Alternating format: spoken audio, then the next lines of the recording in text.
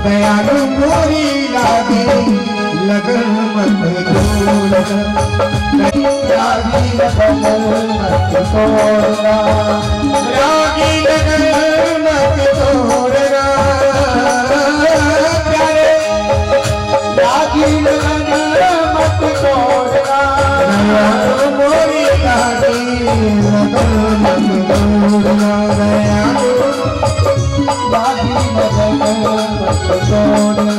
लागी मोरी लागी लागी लागी खेती बुआई तेरे नाम की तेरे नाम की खेती बुआई मैंने तेरे नाम की खेती बुआई मैंने तेरे नाम की मेरे भरोसे मत छोड़ना, भरोसे मत छोड़ना, प्यारे मेरे भरोसे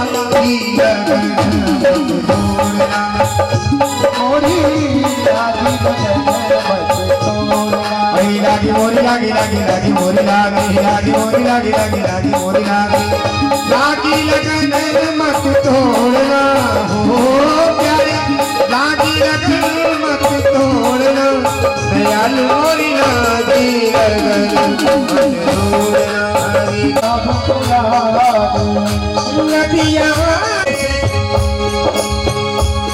ये चांद गिरे तो जटे कमली, आसमान गिरे तो सोनू कटे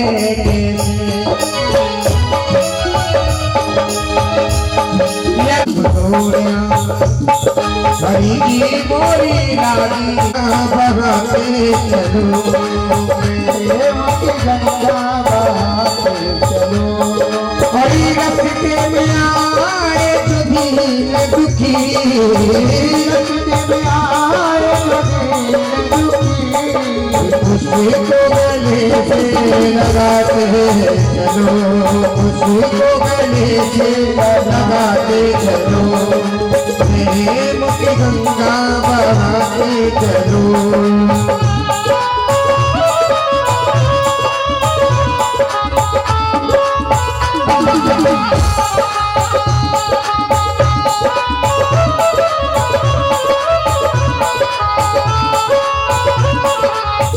चल जाए वक्त तमाम न टलने देखा,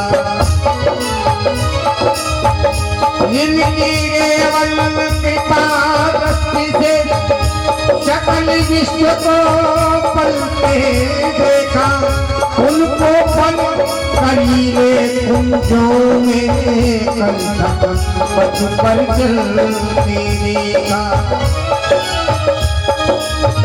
जिनकी उनको यशोदा के भय से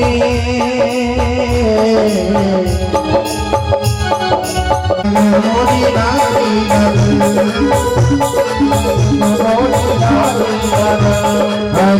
मोरी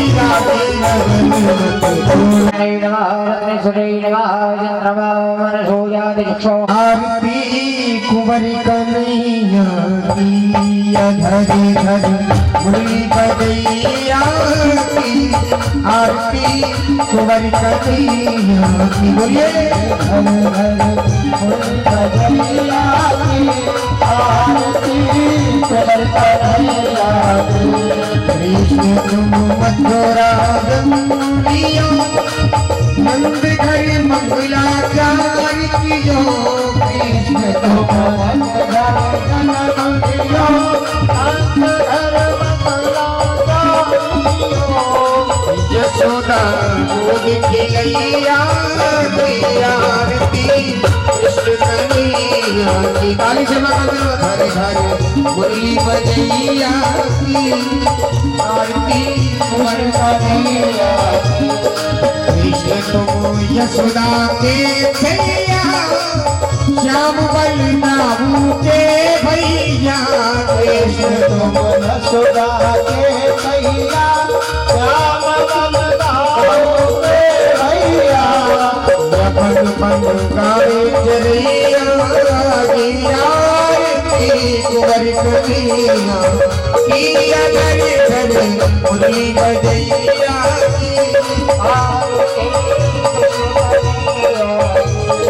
कृष्ण तुम कंसा कृष्ण तुम अर्जुन के प्यारे श्याम भक्तन के रखवारे कृष्ण तुम अर्जुन के प्यारे श्याम तुम पावन के प्यारे कृष्ण तुम अर्जुन के प्यारे श्याम भक्तन के रखवारे गीता ज्ञान सुनैया के आरती कृष्ण कन्हैया की घर घर भैया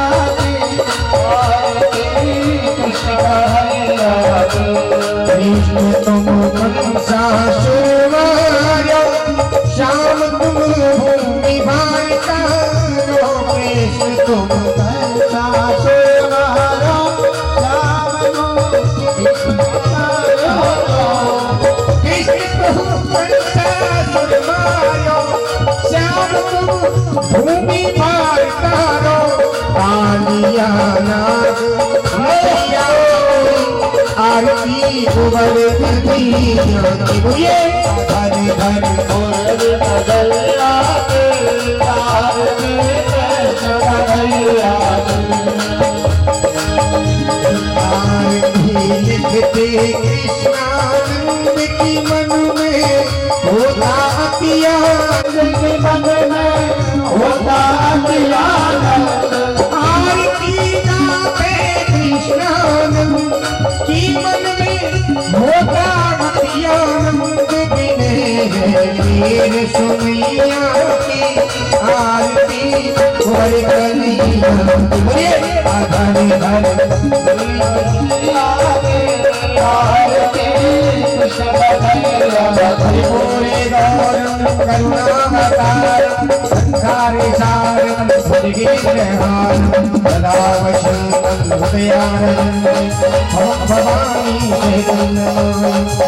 देहनाथं महिमानः सचन्द्र यत्र पूर्वे साध्याः सन्तदेव हरि ओम् एकदन्ताय विद्महे वक्रतुण्डाय धीमहि तन्नो दन्ते प्रचोदयात् हरिहरा सुगन्धपुष्पाणि यथा कालोद्भवानि च पुष्पाञ्जलिर्मया दत्तो गृहाणो परमेश्वरः साङ्गाय च परिवाराय च आयुधाय च शक्तिकाय च वाहनाय भगवते पुराणपुरुषोत्तमाय नमः मन्त्रपुष्पाञ्जलिं समर्पयामि नमस्करोमि बोले भागवत भगवान की जय बोली श्री व्यास जी महाराज की जय बोली सुखदेव भगवान की जय बोली व्यास जी महाराज की जय राजा रामचंद्र भगवान की जय हनुमान जी श्री सुखदेव जी महाराज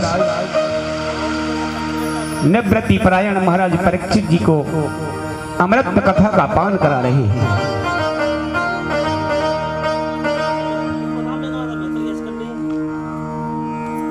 प्रतिदिन की भांति 2 मिनट का हरि नाम संकीर्तन, उसके बाद में आप भागवत कथा का श्रवण करेंगे।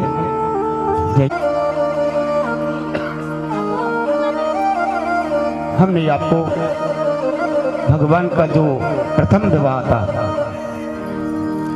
वो आपको श्रवण कराया।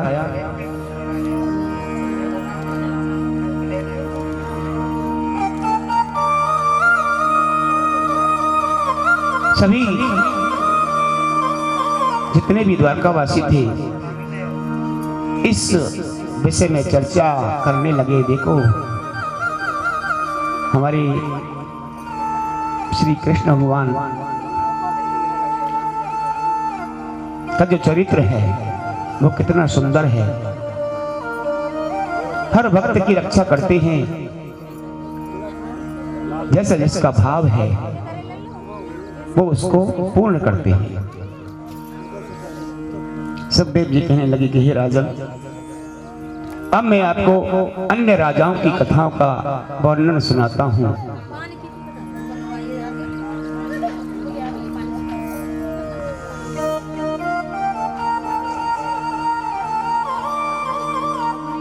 शिव क्रोध के कारण कामदेव भस्म हो गया और ही राजन श्री कृष्ण का पुत्र के रूप में वो पैदा हुआ जिसका नाम था प्रद्युम्न। वह 10 दिन का हुआ तभी सम्रासुर द्वारा उसका हरण होकर के उसको समुद्र में ले गया।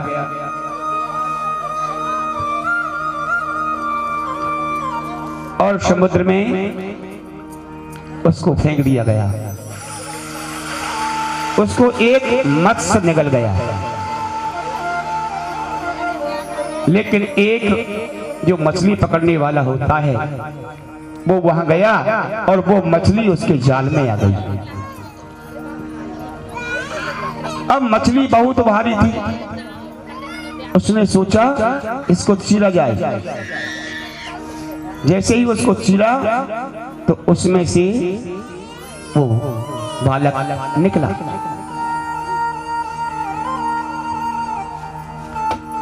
अब उस मछुआरे ने सोचा कि इसको तो महाराज को भेंट किया जाए, ये तो महाराज के लिए जाना चाहिए। तो उसको लेकर के और वो सम्रासुर के लिए जाकर के और दे देता है।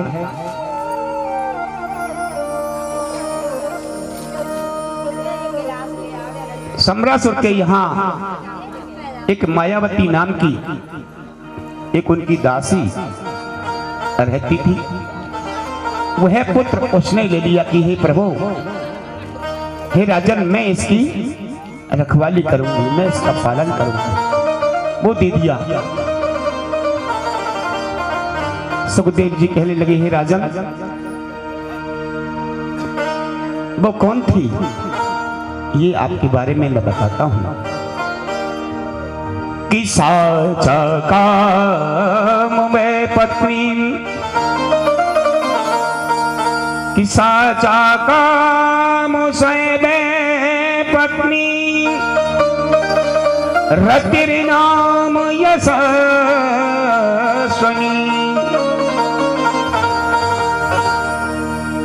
पद्यु नित्य देहर्ष देहोत्पत्ति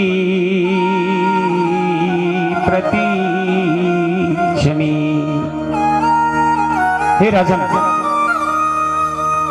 वो मायावती कामदेव की पत्नी रति थी जो सम्रासुर के यहाँ नौकरी करती थी, सेवा चाकरी करती थी, दाल भात पकाने का काम करती थी।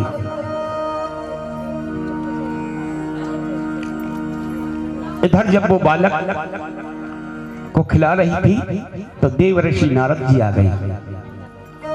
नारायण नारायण नारायण कहते हुए आ गए और नारायण नारायण कहते हुए आ गए। मायावती ने उनको प्रणाम किया। देव ऋषि नारद, आपका आगमन आज कैसे हुआ है? कहे रति, मैं तुम्हें ये ज्ञान कराने आया हूं कि जो ये बालक है ये और कोई नहीं, ये तुम्हारे पति है प्रद्युम्न। कामदेव हैं, ये तुम्हारे पति हैं। अब तो वो उनका लालन पालन करने लगे, बड़े हुए। मायावती ने कहा, महाराज, आपके हाथ से ही सम्रासुर राक्षस का वध है, इसलिए आप उसको जाके ललकारिए और उसका वध कीजिए। प्रद्युम्न वहां से गए और जाकर के सम्रासुर को ललकारा और भारी युद्ध हुआ, घनघोर युद्ध हुआ दोनों में। अब तो प्रद्युम्न ने और सम्रासुर का वध कर दिया। और वहां से रति प्रद्युम्न को लेकर के द्वारकापुरी में आ गई। अब द्वारकापुरी के लोग देखने लगे हैं ये कौन है दोनों पुरुष। अब सब के लिए उन्होंने अपना नाम बताया, परिचय दिया कि हम ही आपकी पत्नी हैं, आपकी बहू हैं, ये आपके पुत्र हैं प्रद्युम्न। अब वहां उत्सव होने लगा, बहुत धूमधाम से उत्सव मना गया। हे राजन, इस प्रकार से रति के लिए उनके जो पति हैं कामदेव वो प्राप्त हुए। और हे राजन, अब मैं आपको जो भगवान के और विवाह हुए थे उनके बारे में बताता हूं, ध्यान से श्रवण करें। कि सत्राजित है स्वयं तनयाम,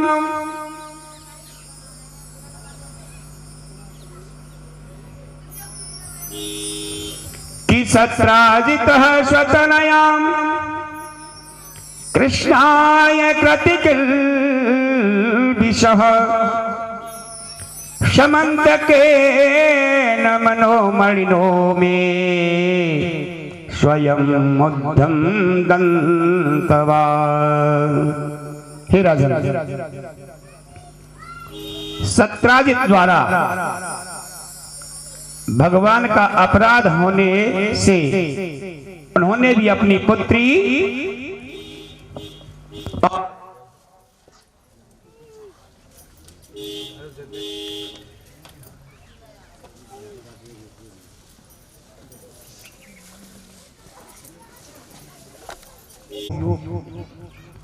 समय का सभी उपयोग करती है भैया। हाँ, बहुत अच्छा, सुंदर, अति सुंदर, होना भी यही चाहिए। तो सुखदेव जी बोले, हे राजन, अपराध होने के कारण सत्यभामा का विवाह हुआ और सत्राजित ने किया। राजा ने प्रश्न कर दिया, महाराज ऐसा कौन सा अपराध बन गया मेरे प्रभु से जो उन्होंने और सत्यभामा का विवाह किया? क्या अपराध बन गया, ये मुझे कृपया आप सुनाइए। बोले, हे राजन, एक समय की बात है, सत्राजित सूर्य भगवान का विशेष सेवक था, सूर्य भगवान की पूजा करता था। तो सूर्य भगवान ने खुश होकर के उन्हें एक मणि प्रदान की जिसका नाम था शमंतक मणि। वो 60 बार सोना प्रतिदिन देती थी। अब उस मणि को पहन करके सत्राजित एक दिन भगवान कृष्ण की सभा में आया तो ऐसे लग रहा था मानो सूर्यदेव चले आ रहे हो। सभी ने देखा, भगवान ने भी देखा।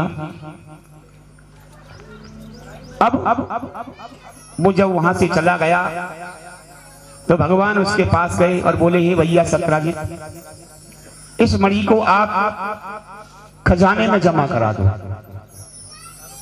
लेकिन लोभवश सत्राजित ने मना किया। बोले, वाह, मैं अपनी चीज को क्यों जमा कराऊं? बोले, ठीक है, तुम्हारी जैसी इच्छा। एक दिन की बात है, सत्राजित का भाई है एक प्रसेन, वो उसको पहन करके एक दिन जंगल में शिकार के लिए गया। लेकिन एक सिंह ने उसकी घोड़ी को भी और उसको मार दिया और मणि सिंह ने ले ली। उधर से जामवंत आ रहा था, ऋक्षराज जामवंत जी आए। उन्होंने देखा सिंह पर मणि बहुत सुंदर है। जामवंत जी ने उस सिंह को मार दिया और मणि उससे छीन ली और अपनी बच्ची को जाके और दे दी। अब वो उनसे खेल रही है गुफा में। इधर जब प्रसेन नहीं आया वापिस तो सत्यजित को बहुत चिंता हो गई कि प्रसेन क्यों नहीं आया, काफी समय हो गया। जब ज्यादा दिन हो गए तो उसने समझ लिया कि प्रसेन को और कृष्ण ने मार दिया है। किसकी खातिर? उस मणि की खातिर।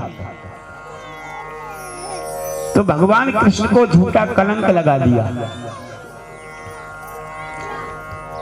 अब जो है भगवान को कलंक लग गया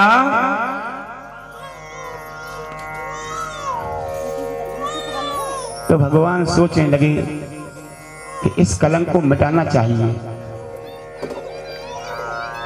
तो उन्होंने अपने अनुचरों को साथ में लिया और लेकर के वन के लिए प्रस्थान कर गए जिधर प्रसेन गया हुआ था। वहां देखा तो आगे प्रसेन मरा पड़ा हुआ है, उसके कपड़े वगैरह देखे। आगे देखा उनका घोड़ा भी मरा है और आगे चले तो सिंह मरा पड़ा है। अब आगे चले तो रीछ के पग देखे तो आगे आगे धीरे धीरे चले जा रहे हैं। जैसे ही उस गुफा के पास पहुंचे अनुचरों को तो वापस कर दिया कि भैया तुम जाओ, मैं इस गुफा में जाऊंगा। अंदर गुफा में गए तो बालिका उस मणि से खेल रही थी। भगवान कृष्ण ने वो मणि लेनी चाहिए। जैसे ही उस मणि को छीनने के लिए गए वो रोने लगी, जोर जोर से रोने लगी। अब तो जामवंत जी ने उसका रोना सुना तो तुरंत ही जामवंत भी चले आए और एक मुष्टिका का प्रहार किया मेरे भगवान पर। तो दोनों में युद्ध हुआ महाराज, घनघोर युद्ध हुआ दोनों में। 28 दिनों तक मेरे भगवान और जामवंत का युद्ध चला। लेकिन जामवंत का जो शरीर था वो शिथिल हो गया। तो उसने जान लिया कि ये तो मेरे प्रभु हैं और कोई नहीं हो सकता। तो हाथ जोड़ करके प्रभु से कहीं लगा, हे प्रभु मैं आपको पहचान नहीं पाया। बोले जामवंत मैं वही राम हूं जो आज कृष्ण रूप में तेरे सामने आया हूं। तुम्हारी जो कामना थी, क्योंकि तुमने मुझसे कहा था कि प्रभु मुझे भी आप युद्ध की आज्ञा दीजिए, तब मैंने आपसे कहा है जामवंत अब तुम वृद्ध हो, इसलिए मैं अब मर्यादाओं में हूँ। वृद्ध का सम्मान करना मेरा परम कर्तव्य है और मैं आपके इस इच्छा को द्वापर में अवश्य ही पूरा करूंगा, आप चिंता ना कीजिए।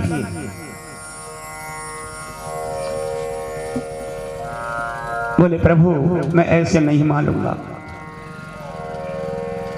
कि तुलसी मस्तक जब नवे कि धनुष बाण लेवा। हे प्रभु मेरा मस्तक तो तब नवेगा जब आपके हाथ में धनुष और बाण होंगे, वही मूरत मुझे आप दिखाएं प्रभु। अब तो भक्त की तमन्ना करने के लिए महाराज भगवान कृष्ण ने और राम का रूप धारण किया। तब जाकर के जामवंत ने उनके चरणों में मस्तक नवाया, त्राहमान कह करके उनके चरणों में गिर गए। उसी के कारण उन्होंने कहा, हे प्रभु मेरी ये पुत्री है जामवती, आपसे सुंदर वर मुझे और कोई नहीं मिल सकता, इसलिए आप मेरी इस पुत्री जामवती का विवाह अपने साथ में कीजिए, इसका हाथ आप पकड़ लीजिए प्रभु। अब तो भगवान ने जामवती का हाथ भगवान कृष्ण के हाथ में दे दिया और जामवती को लेकर के और उस मणि को लेकर के प्रभु द्वारका में आ गए। मणि जाकर के सभी सभा को एकत्रित किया और मणि उस सत्याजित को प्रदान की। सत्याजित बहुत ही अचंभित हुआ, शर्मिंदा हुआ, सोचने लगा मैंने झूठा ही कलंक मेरे कृष्ण पर लगाया है, अब मुझे क्या करना चाहिए। इसका दोष कैसे मिट सकता है। तो उनकी एक पुत्री थी सत्यभामा। उन्होंने इस अपराध को कम करने के लिए अपनी पुत्री सत्यभामा का विवाह मेरे प्रभु के साथ में कर दिया। हे राजन, इस प्रकार से भगवान कृष्ण के 3 विवाह हुए।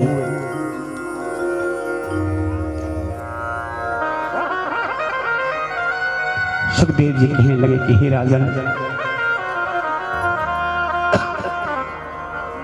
कृष्ण का चौथा विवाह मैं आपको सुनाता हूं कि एकदा पांडवानुद्रष्टुम प्रतीतान पुरुषोत्तमः इंद्रतस्थं गतः श्रीमान् युयुधाना हि वीरव्रतः।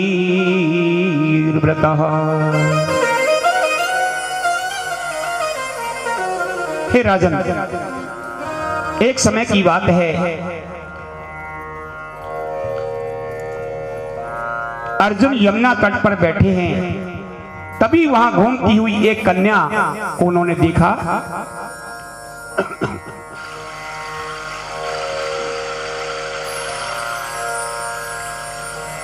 कन्या दिखाई दी। भगवान से कहा, प्रभु ये कन्या है, कि जाओ नाम पूछ के आओ, क्या नाम है, किसकी पुत्री है, क्या कर रही है, क्या कारण है, कैसे बैठी हुई है, तपस्या कर रही थी। आकर के अर्जुन ने पूछा, हे देवी तुम कौन हो, किसकी पुत्री हो, और यहाँ क्या कैसे आप बैठी हो, क्या कारण है, ये मुझे बताओ। अब हाथ जोड़ करके और अर्जुन से वो देवी कहने लगी कि मैं रवि तनिया तप करूं,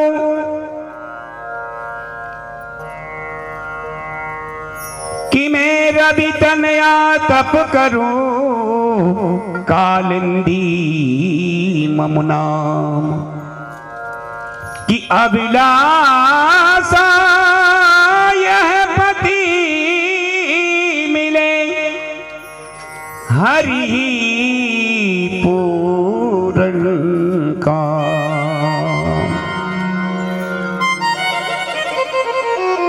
अर्जुन ने कहा, यह सुनकर अर्जुन बोला, अच्छा तो तुम्हारी इच्छा है, तुम सूर्य पुत्री हो, कालिंदी है तुम्हारा नाम, तो तुम्हारी इच्छा है कि भगवान कृष्ण ही मेरे पति हैं।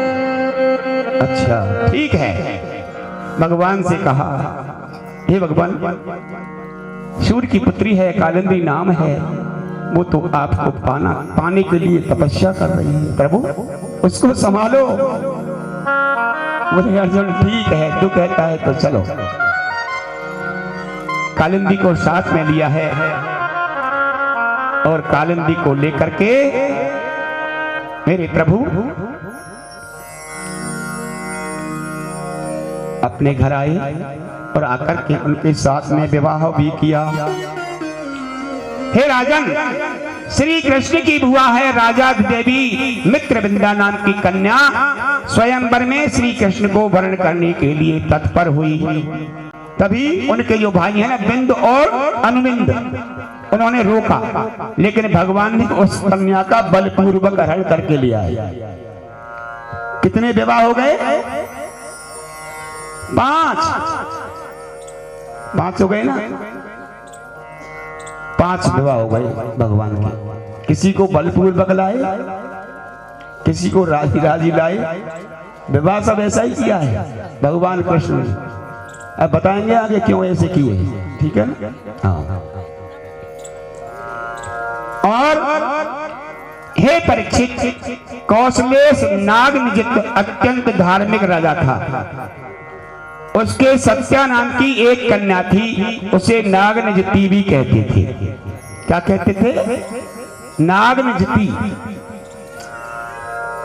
उसके यहाँ 7 सांड थे, बहुत तगड़े तगड़े सांड, विचार जिनको बोलते हैं हम।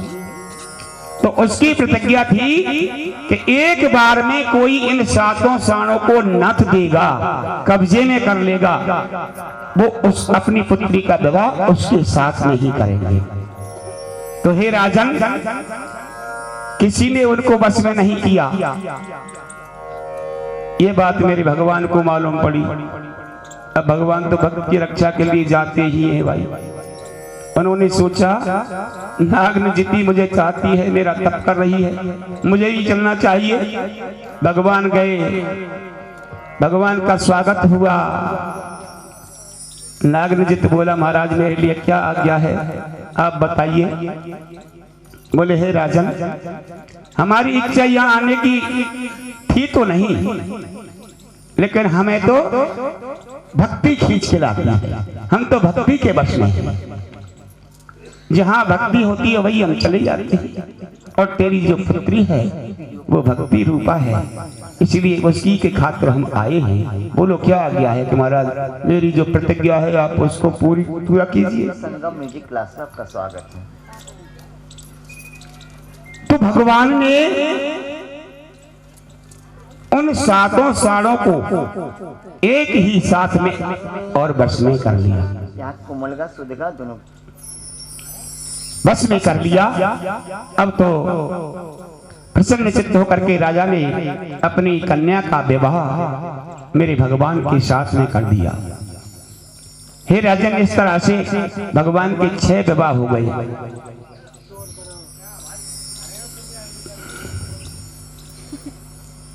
छह विवाह तो हो गए, एक विवाह और है। और ही राजन की सोचुकीते सुताम भदाम मुपये में पितृवशु। हे राजन, अपनी सुकृति नाम की बुआ की पुत्री थी भद्रा, उसके साथ में भगवान ने विवाह किया। फिर भद्रदेश के राजा की कन्या लक्ष्मणा का स्वयंवर से हरण करके ले आए। देखो, एक के साथ में सही किया, दूसरे का फिर हरण कर लाए। इस प्रकार से भगवान के कितने हुए विवाह हैं? 8 हो गई ना? हो गए 8 हो गए। 8 विवाह हुए। लेकिन हे राजन, भगवान ने तो बहुत विवाह किए हैं। देखो, ये तो केवल कथाएं हैं। हमें इससे क्या शिक्षा मिलती है? ये नहीं कि मृत्यु ही जीव से विवाह करती है।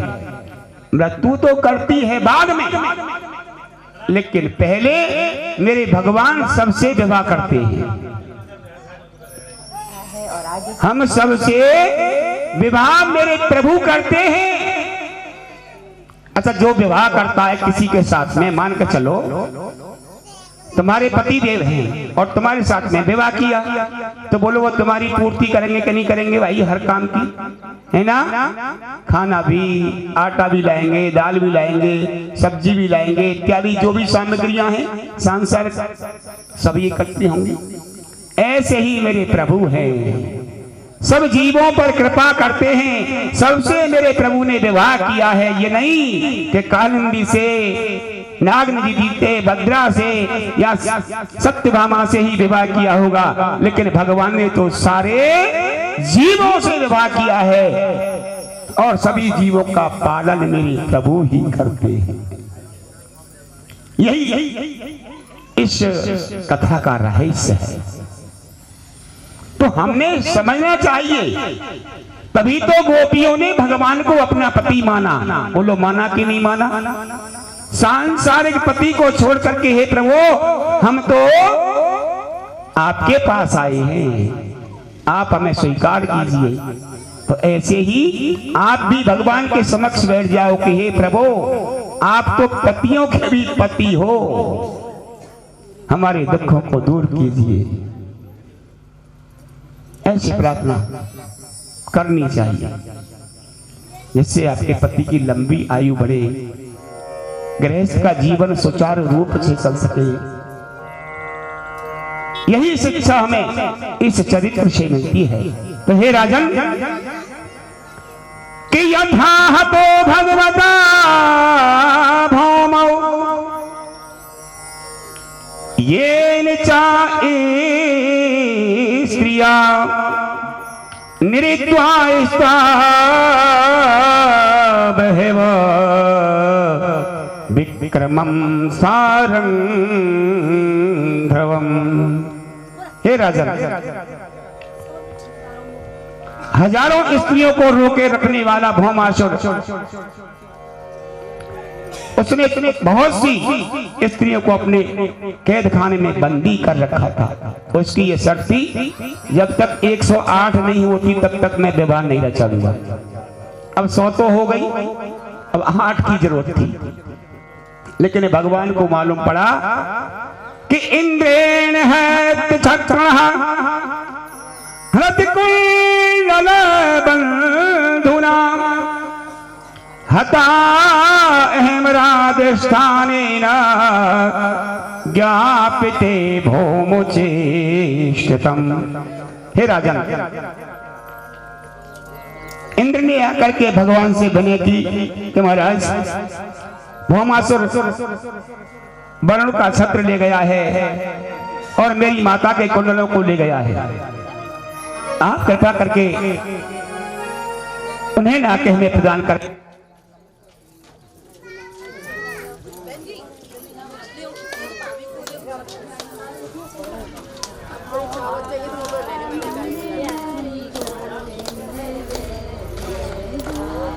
प्रायोगिक नगर, प्राज्योतिष नगर में जाकर के पहुंच गई।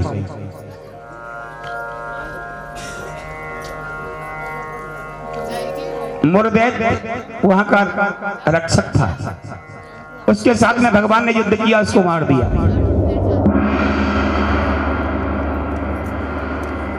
उसके 7 पुत्र सामने आए, उनको भी खत्म कर दिया। अब तो 5 जन्म की जब भगवान ने ध्वनि की संग की और दुष्ट भौमासुर निकल के आया। अब तो उसके साथ में भी युद्ध हुआ महाराज, भयंकर युद्ध हुआ और मेरे भगवान ने उसको भी समाप्त किया। उनकी कैद में जितनी भी रानियां थी 16,100, उनको भगवान लेकर के आए और सबके साथ में बारी बारी के साथ में विवाह किया। बड़ा आनंद हो गया। अच्छा, कितनी पत्नियां हो गई भगवान की? कितनी पत्नियां हो गई भाई? हाँ बोलो। मालूम नहीं, बात कहां कर रही है पता ही नहीं पड़ रहा। 16,108 8 विवाह पहले हुए। 16,100 रानियों को बंदी कैद से छुड़ाया भौमासुर की से, तो 16,108 पत्नियां हो गई कृष्ण भगवान की। देखो, घर में एक पत्नी बड़ी मुश्किल से निभ पावे, तो भगवान ने 16,108 पत्नी कैसे निभाई होंगी? परीक्षित जी पूछने लगे, महाराज ये तो बड़ी विडंबना है, एक पत्नी वाला ही दुखी रहता है, जिसमें तो 16,108 पत्नी वाला दुखी क्यों नहीं रहेगा? बोले ऐसी बात नहीं है राजन, क्योंकि भगवान तो समर्थवान है और समर्थवान को कोई दोष नहीं लगता है। समर्थवान जो चाहे वो हो सकता है।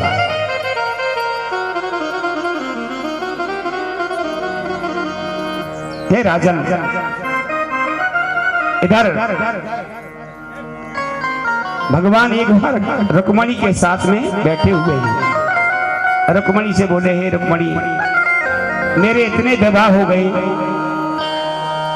अब ऐसा करें, अगर तो तुम्हें कोई सुंदर वर मिल जाए, कोई छत्री मिल जाए, भाई मैं तुमको हरण करके तुम्हारा लाया था, जबरदस्ती लेके आया था तुमको, अगर कोई तुम्हें दूसरा पति और मिल जाए क्षत्रिय, तो तुम विवाह कर लो। अब तो रुक्मणी रोने लगी, बोले प्रभु ये क्या कह रहे हो? जोर जोर से रोने लगी। लेकिन भगवान बोले, हे रुक्मणी, मैं तो तुम्हें मजाक कर रहा था। क्यों कि मैं तुम्हारे मुख पर क्रोध देखना चाहता था, क्योंकि तुम्हारा जब क्रोध उत्पन्न होता है तो तुम्हारा ये जो चेहरा है ना, ये बहुत ही देखने लायक होता है। बोले प्रभु ऐसा मत सोचो। सुखदेव जी कहने लगे कि हे राजन, कि एक सस्ता कृष्णस्य पुत्रादंश दशावला। हे राजन, भगवान कृष्ण की प्रत्येक रानी से 10-10 पुत्र हुए। आगे करोड़ों की गिनती हो गई महाराज, इतने हो गए करोड़ों, कोई वो नहीं, बहुत हो गया। और आनंद से रहने लगे।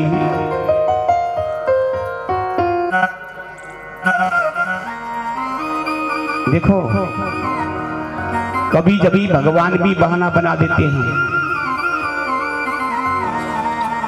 नारद जी आए देखने के लिए। अब नारद जी ने सोचा देख के आता हूं भगवान का क्या हाल है। इतनी पत्नियां एकत्रित कर ली, कैसे रह रहे होंगे। तो नारद जी ने बहाना बना लिया। अब बहाना बना के चल दिए। किसके वास्ते? कि केवल मात्र परीक्षा लेने के वास्ते जा रहे हैं। बहाना बना लिया किसका? कि महाराज मैं तुम्हारे दर्शन को आया हूं। दर्शनों का बहाना है, लेकिन परीक्षा लेनी है कि इतनी पत्नियों के साथ में और मेरे भगवान कैसे रह रहे होंगे। देखो, कभी कभी बहाना भी सही हो जाता है।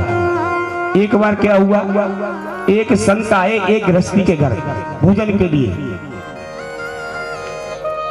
तो वो भोजन परोस रही थी, बेचारी बुढ़िया भोजन परोस रही थी। सब कुछ परोस दिया संत के लिए। अब वो पापड़ परोसना भूल गई और उस संत की निगाह उस पापड़ों पर ही जाए। लेकिन कहने कैसे कह नहीं सके उस बुढ़िया से, क्योंकि लोभ बाजता है, कह नहीं सके। बड़ा वो हुआ कि भाई ये पापड़ रह गए, ये पापड़ तो कितने स्वादिष्ट होंगे। बुढ़िया ने सब कुछ रख दिया, लेकिन पापड़ नहीं रखी। वो टोकरी रखी हुई थी। तो संत जी को विचार आया कि चलो बहाना बनाते हैं। संत बोले, अरे बुढ़िया, आज तुम्हारे बड़े अहोभाग्य हैं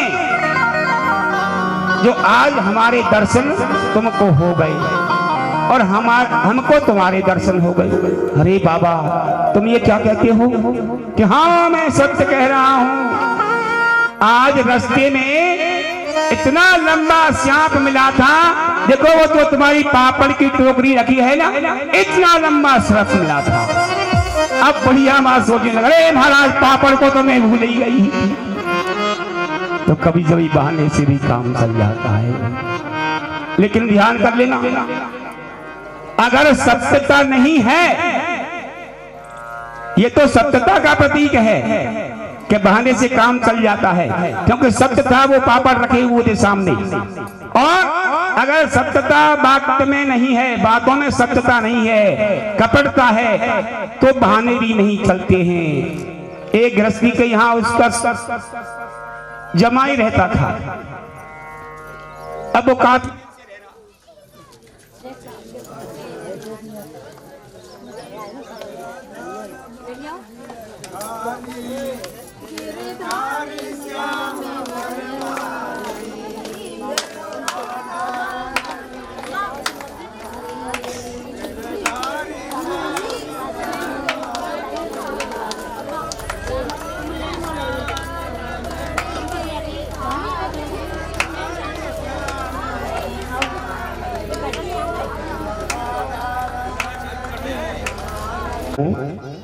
ये जाता क्यों नहीं है?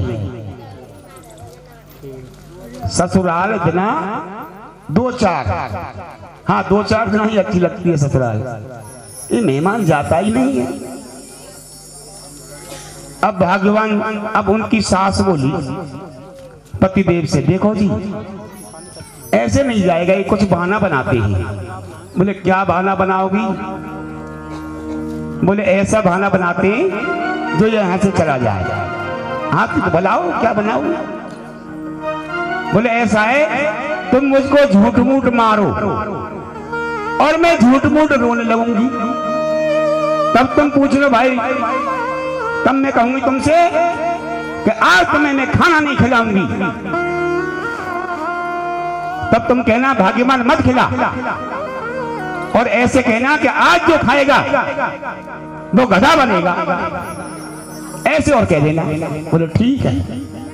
अब तो बहाना बनाया और वो पत्नी रोने लगी जोर जोर से, हाय राम मुझे मार दिया मार दिया मार दिया। अब इतने में ही जमाई राजा आ गई, बाहर गेट पर खड़े, अरे आज क्या हो गया, हमारी सास क्यों रो रही है, क्या बात है? ससुर मार रहे हैं उनको। सुनते रहे कि सुनता हूं क्या बात होती है इनकी। अब वो कह रही थी, देखो जी तुम मुझे मार रहे हो, मैं तुम्हें आज खाना नहीं बनाऊंगी, चाहे कुछ ही हो जा। बोले तुम मत बना, आज जो खाएगा वो गधा बनेगा, तुम मत बना। मेहमान सोच भी लगो भैया आज तो भूखे ही रहना पड़ेगा, और खाएंगे तो हम गधा बनेगा। इसलिए ऐसा करो, अपने बोरी बिस्तरान संभालो, अपने घर को चलो, या तो लड़ाई है रही है, मामलों गड़बड़े। अब थोड़ी देर के लिए मेहमान वहां से खिसक गए।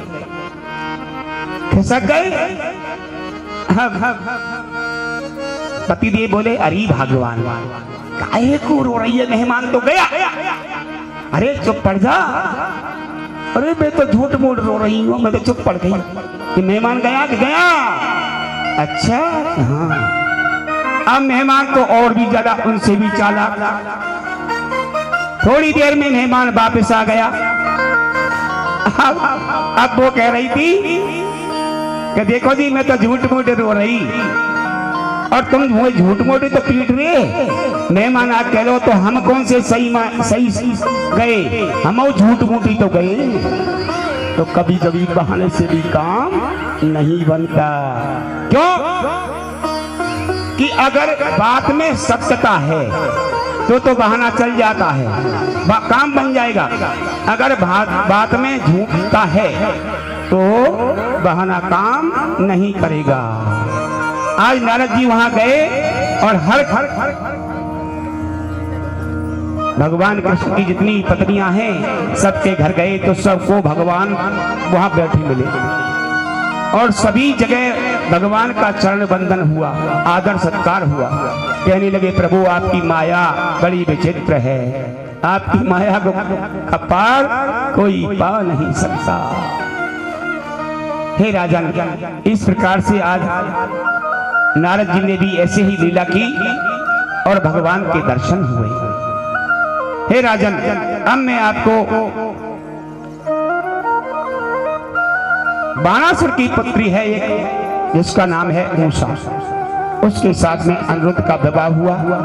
इस वृत्तांत को मैं आपको सुनाता हूं कि बाणस्य तनयाम ऊख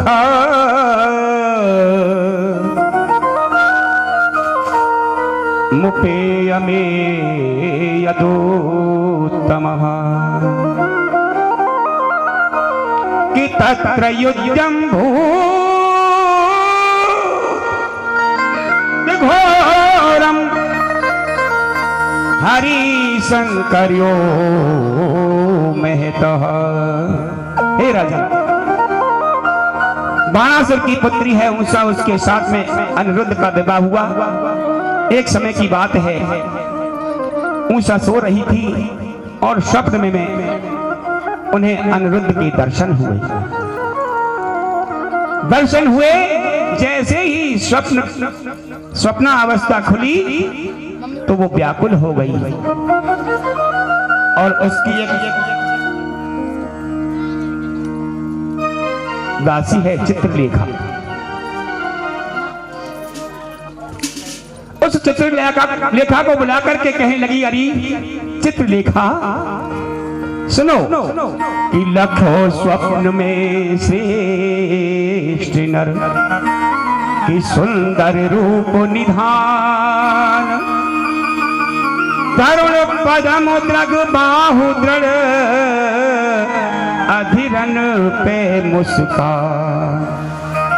अरे भैया, मैंने आज एक सुंदर युवक को देखा है स्वप्न में, और जब से उसको देखा है मुझे चैन नहीं पड़ रहा है। चित्र देखा तो मायावी थी, चित्र बनाने में बहुत माहिर थी, उसने सभी राजाओं के चित्र बनाए, लेकिन जैसे ही अनिरुद्ध का चित्र बनाया तो समझ गई और ऊषा कहने लगी कि बाह बाह कैसी कला,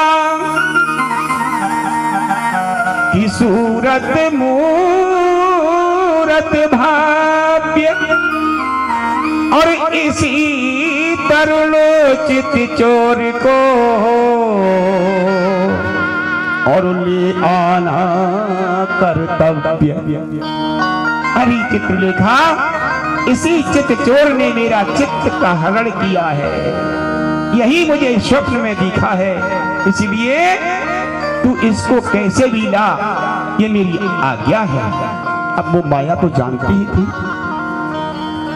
झट से माया में रूप धर के और द्वारकापुरी में पहुंच जाती है रात्रि में, सोते हुए, और अनिरुद्ध को वहां से उठा लाई। सोते हुए अनिरुद्ध को लेकर के आई और लाकर के उषा के पास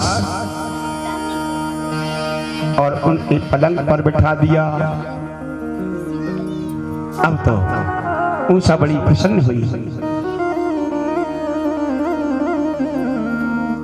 इधर वहां के जो प्रहरी थे उषा के, उन्होंने उषा के लक्षणों को देख लिया, पहचान लिया। हाँ, बाप को पहचान लिया। महाराज से जाकर कहने लगे, महाराज हमें तो ऐसा लगता है कि उषा का जो लक्षण है वो कुछ ठीक नहीं नजर आ रहा।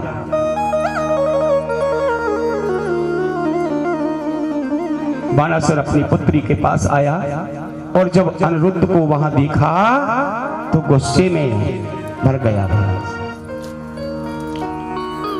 उसके जितने भी साथ में मंत्री गण थे, सब वो अनिरुद्ध ने मार दिया, भगा दिया उसको।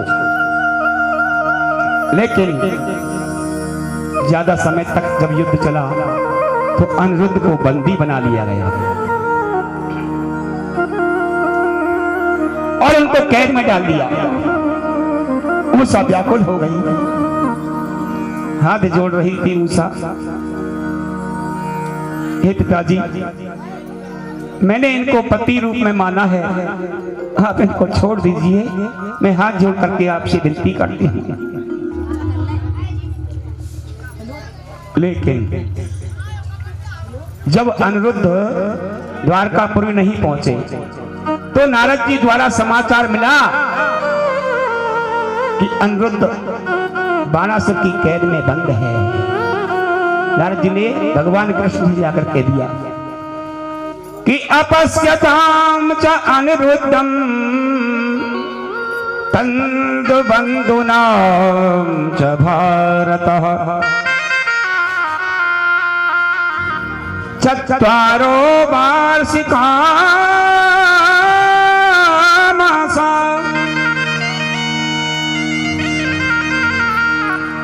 सत्तीपुरम सोचिता।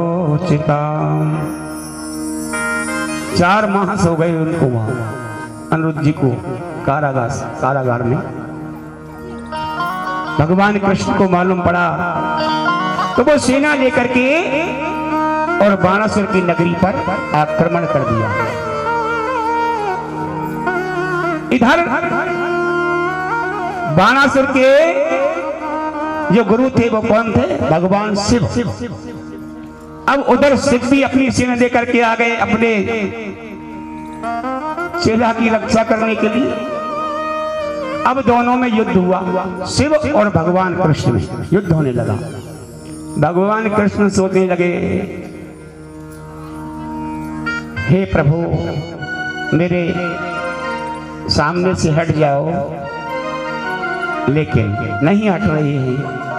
तो भगवान तो अंतर्यामी है, उन्होंने सोचा कि इनकी समाधि कैसे लगनी है वो जानते थे। तो उन्होंने एक अस्त्र का आह्वान किया जिसका नाम था जम्ब्रास्त्र। जम्ब अस्त्र वो प्रयोग किया, उससे मेरे भगवान शिव की समाधि लग गई कि जब तक युद्ध चलेगा तब तक समाधि उनकी खुलेगी नहीं। समाधि लग गई।